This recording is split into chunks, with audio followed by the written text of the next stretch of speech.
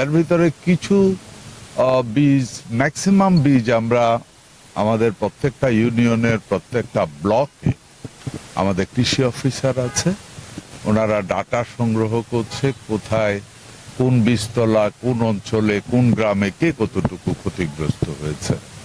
So ওই অনুযায়ী আমরা সরকারের পক্ষ থেকে একটা বীজ দেওয়ার ব্যবস্থা করেছি, দেখছেন আপনারা আজকে।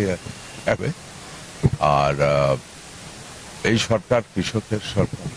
এই সরকার আসার পরে আপনারা দেখেছেন শুরু থেকেই কৃষক বান্ধব কর্মকাণ্ডগুলি, যেমন স্টার্টিং এ যেটা 10,000 টাকা করে কৃষকের ঋণ মাফ করে দেওয়া, তেমনি করে এখন পর্যন্ত চলছে আমাদের কৃষি কার্ড। আজকে আমাদের কৃষি কার্ডের আমাদের ডাটা সংগ্রহ শুরু হয়েছে, ওখানেও আমি আনুষ্ঠানিকভাবে দেখব কিভাবে করে।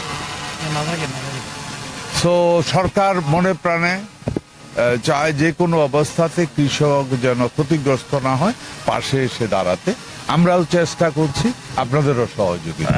আমার মনে হয় এর ভিতরে আমরা খাল খনন কর্মসূচি শুরু করেছি। আপনার খাল যদি কেউ অবৈধ দখল করে থাকে, আপনাদের সামনে আমি স্পষ্টভাবে বলছি, ওই অবৈধ দখল তাকে ছেড়ে দিতে হবে।